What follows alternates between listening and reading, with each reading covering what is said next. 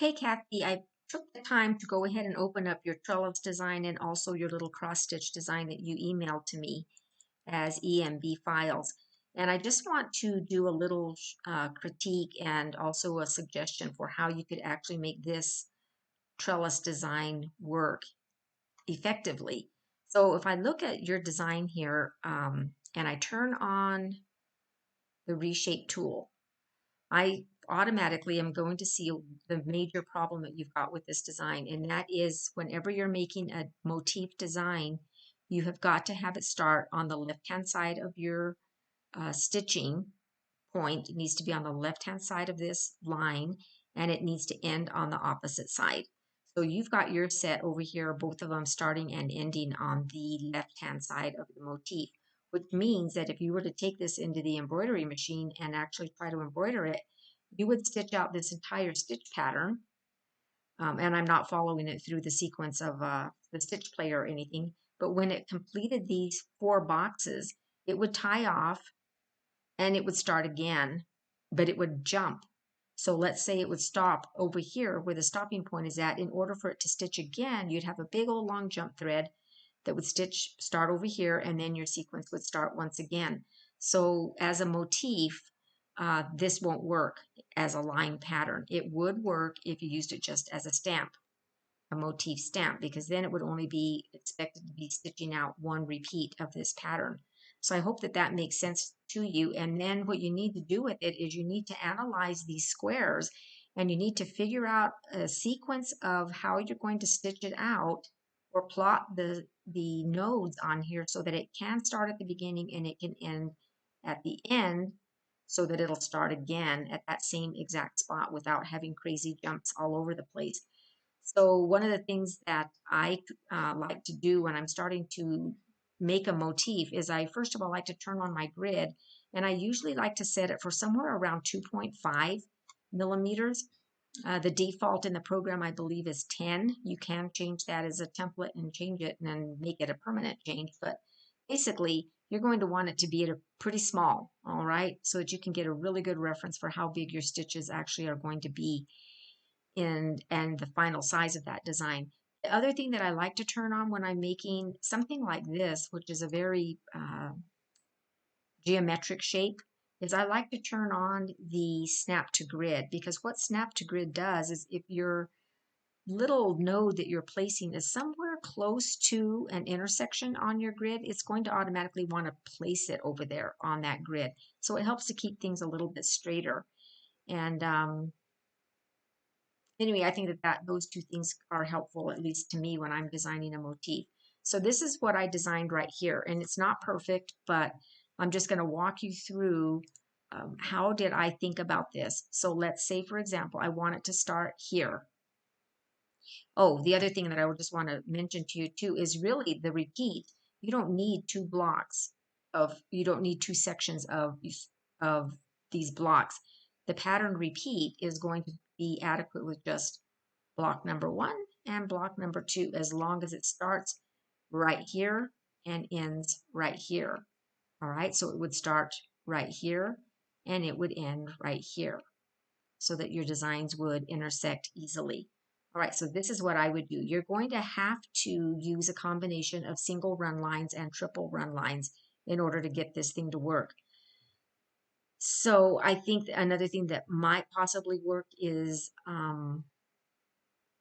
if we turned on the triple run stitch and we drew all of our little pieces and then we used the Redwork tool, we might be able to get it to work, because as I said, we're going to use a combination of singles and triples to get this to work out right.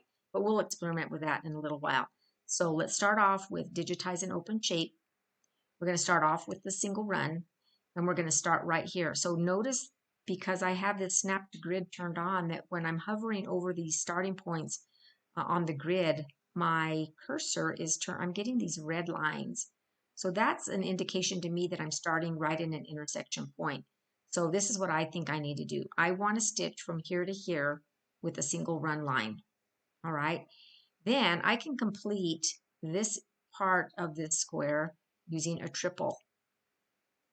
Then I can go from here to here with a single. I can continue upwards with a triple all the way over to this part about right here where I'm going to end it. And then I'm going to start with a single. So I could come down to here with a single, here with a single, up to here with a single, and then backtrack them also with a single all the way back to this point here. And I think that that would give me somewhat of a consistent thickness of a line. Now remember that it'll never be entirely even looking when it's a combination of, you know, two singles don't equal a triple.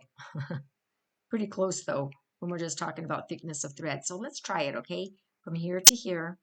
If you really want to stay straight, hold down your control key as you're making these points. So hit the enter key. Next, we'll come up to our triple run. And we're going to finish that circle, that square, all the way across to there, down to here, across, and back up. That's a triple run. Hit your enter. Back over to single. This time, let's come from here to here with a single. Again, enter it. Switch back to a triple. And we can go up, across, down, enter, single run. We can play with our stitch points in a little while. Back up to here. And if you really wanted to, you could hit the enter key here, but since we're just going to backtrack, actually I'm going to hit enter. And then I'm going to come to the backtrack tool and hit that. So what has happened is we have come all the way back around. Let's come to look at our objects. And the next thing that we need to do is make sure, I'm going to change our colors. See if I can figure out where the beginning stitch is. I think it might have been that one.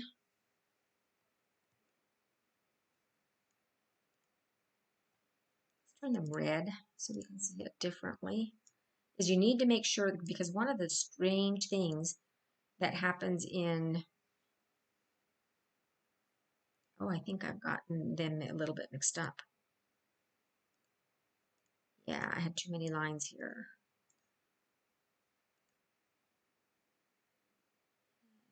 Probably that one. I don't know, I'm gonna have to pause this and figure out where I made, where one ended and the other began. Okay, you see that I had to separate out my designs by changing the color so I wasn't going to get confused.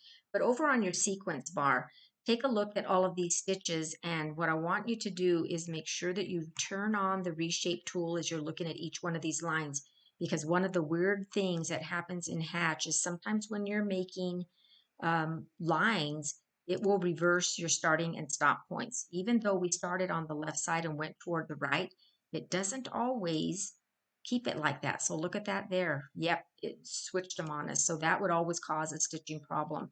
So make sure your start here is ending here. The next line over is going to be a triple. We want it to start here.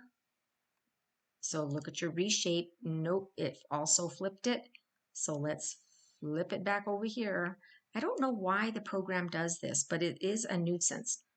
Let me tell you, because you have to come back in and you have to change everything manually sometimes when this happens to you. So that was that one here. Let's look at this. We want it to start here. Reshape. Yep, it's starting there. That's fine. This one here, we want it to start down here. It did fine. This one, yeah, and that's a single run. And then we had it backtrack on itself, so that actually ought to be fine here. Yeah, so starting and ending. So I think that our lines are okay for this one. So this is ready to make into a motif. You know, if you wanted to try to look at this in the traveling through it, I would go ahead and hide everything else that's not select. Just hide everything except the red one, so we don't have to watch everything run through. Turn off the true view, so it's barely the lines. You might want to get rid of the grid just for the sake of being able to see this. And let's run it through the player, just to make sure that it's running okay. You can tell that that's a triple. All right, so it's going to be okay. Here's your ending point there. That's your tie off. So I think it's good to make it into a motif, and I hope that that made sense to you. What we'll do now, turn on the true view again.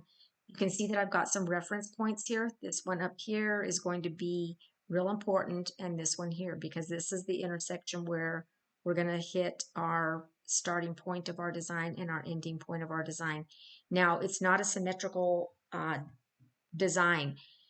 If I wanted it, what I mean by that is if I used these lines right here, this horizontal line, along with this horizontal line over here, the reference point on here is going to sit a little bit high. So when you draw this out as a line on your project, this is going to would be where the center of this motif sits.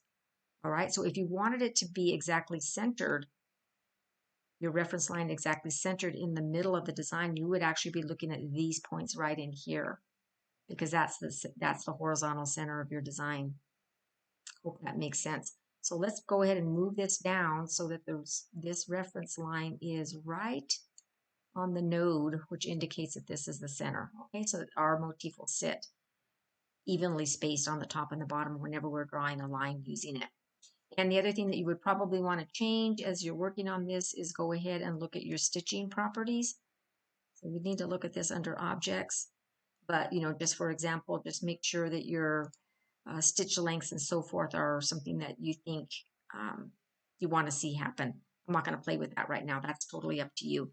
So let's make it into a motif. The entire design, I usually like to go ahead and group it when I'm doing this.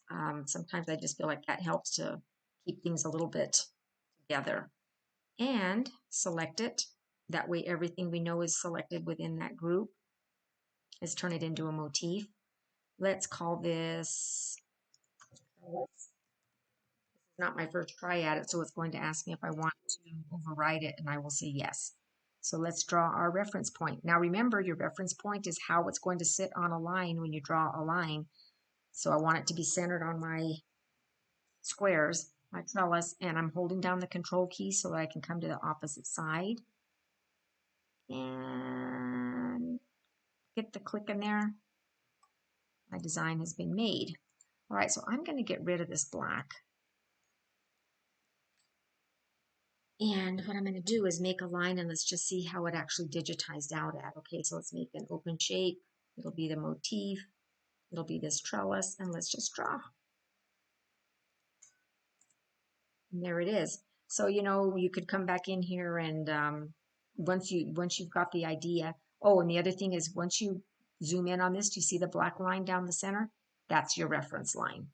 So you can see that the design is centered over that reference line. Now, let's say, for example, that you didn't want, let's look at our line carefully.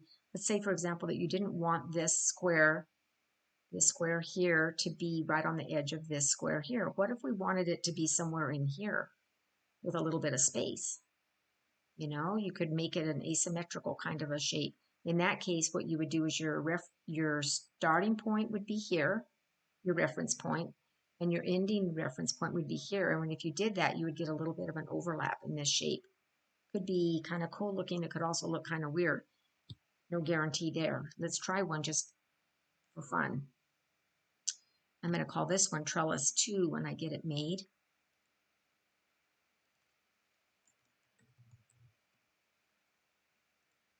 And this is where my reference points are going to be. And so I'm just going to be kind of not real precise about this, but let's just say somewhere right in here.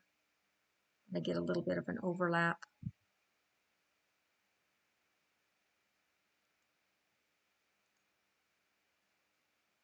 Let's make a new open shape.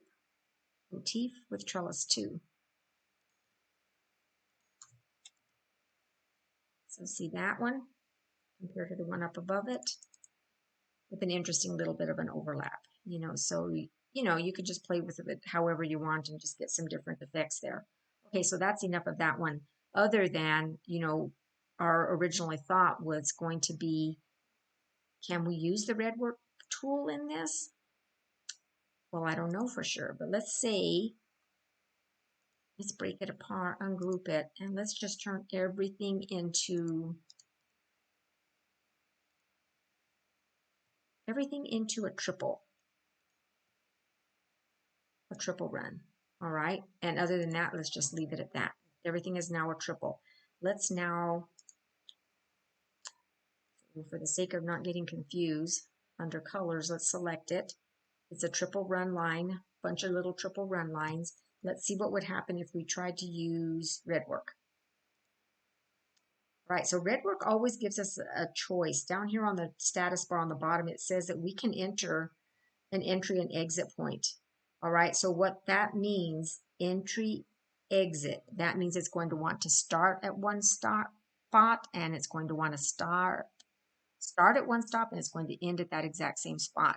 So we know by virtue of that Redwork is not the item for us this time, because we want this to be able to run as a continuous line without any jumps. So that doesn't work. All right, so let's escape. Let's select them again, and this time let's try the branching tool. Branching is going to allow us to enter the entry point and then the exit point. So let's see if it gives us any different effect. So let's say we want to start there. That's our entry point. Now you'll notice down on the bottom status bar, it's telling us to enter our exit. So I'm going to hold down my shift key so I go exactly opposite of that starting point.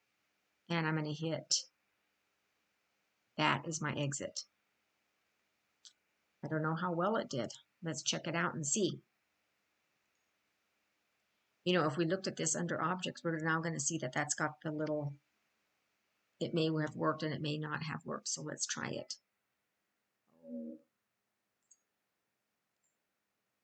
We need to hide everything else so it doesn't run through everything.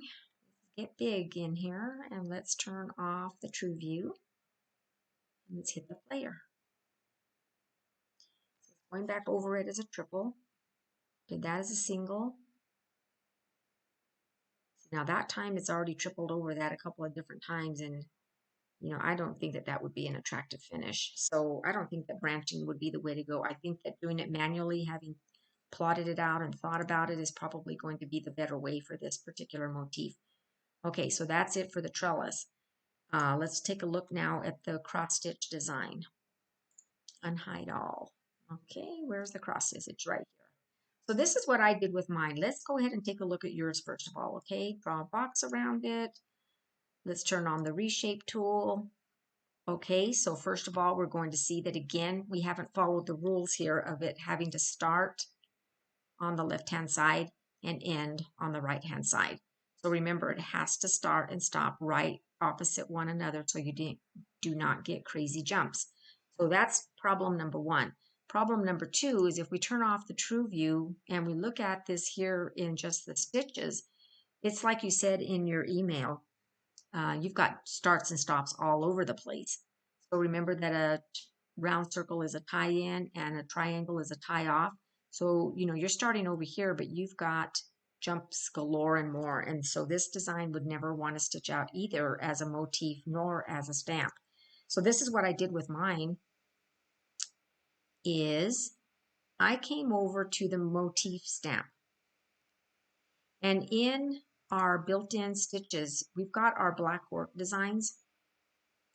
I think it's under Blackwork 1. We've got this cross that's already been made for us. And so this is what I found worked actually pretty well. And it worked, as I said in my email, kind of only successfully as a motif stamp, not as a motif run line. And I'll tell you why in a second.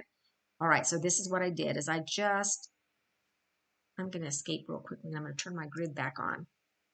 And I'm going to get this design. I'm going to try to center it.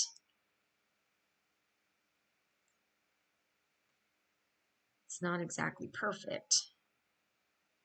Oops. Grab all of it, did I?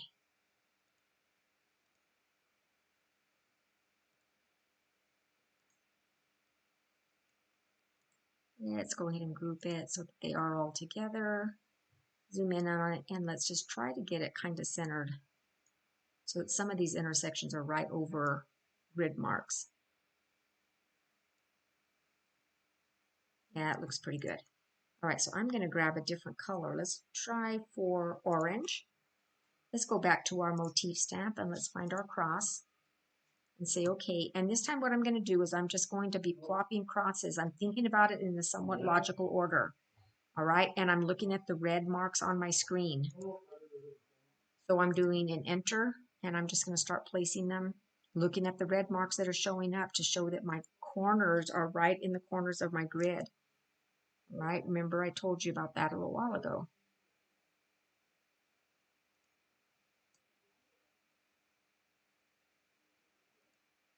Enter. Again, just keep looking at that grid mark to make sure you've got it in an intersection with two red lines showing up. Kind of have to get a little picky here. Two red lines showed. I might have missed that one. I kind of jiggled a little bit. And one final one. All right, so that's mine. I'm going to now escape out of this, and I'm going to come to colors, and I only want to see my yellow one, so I'm going to hide everything that's not selected. And what I'm going to do with it is I'll go ahead and look at it in the reshape tool. All right, so my starting point is here because it is only showing the first of those motifs. Notice when you look at it, that's the only one that is selected because it's individual little pieces at this point. So what I did do with mine is I moved the starting point up to there because I don't know, for some reason I just like it starting at the upper part of this design. So what I want to see happen is I want it to start here and I want it to end over here, just in the hopes that I might be able to use this as a run line motif. Although what I found, it really didn't work very well. So it is a single run. All right. And if I use the Redwork tool on it, again, remember it's not going to work because it wants the entry and the exit point to be at the same spot. So that doesn't work for us. So escape. Let's select the yellow one again. This time we can try the branching tool. Now branching did work, but it did funny things. So I'm going to start it right here, and I'm going to end it at the opposite side on the right side. All right, and my shape has been created. So let's escape from here. Let's go ahead and take off the true view, and let's run it through the player.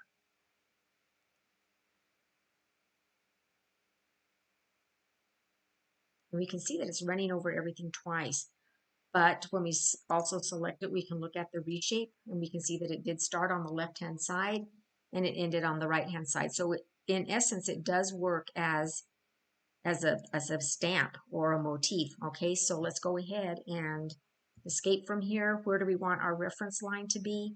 In this case, I would say that we want it right down the middle horizontally. Okay, and that's again just going to kind of be up to you. So let's select it. Let's change it into a motif. Let's give this one, I'm going to use K for Kathy with a dash and Kathy cross. Okay, okay. Down at the bottom, I'm getting the enter the start point of the reference line.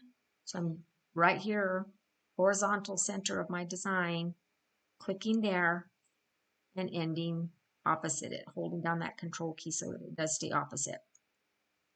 It's been created. All right, so now I've got a Kathy cross. Let's get rid of our grid for now. Let's turn on the true view so we can see this. And let's digitize an open shape using a motif, K cross. Now, depending on our spacing, this may come out too close together or too far apart. So yeah, it's a little bit too close together right now. So what I can do is just escape out of that. And let's reshape it, and we can just use the purple nodes to kind of spread them apart, but we want them to touch. All right, more or less like that.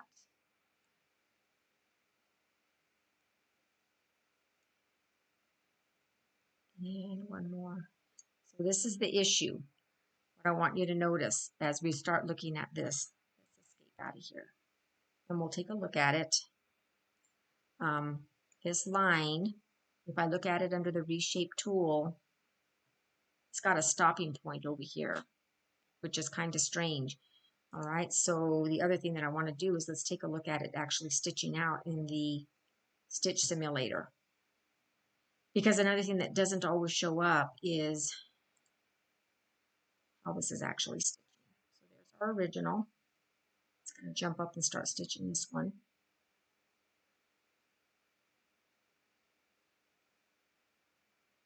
Did you notice that? It jumped from all the way over here to there. It's not backtracking on itself. And if I turn off the true view, it's going to be even more noticeable. Do you see these little funny jumps right in here? So that's why I wanted to explain that to you, because it makes a very good motif stamp on its own, but it does not translate well into a line of stitching.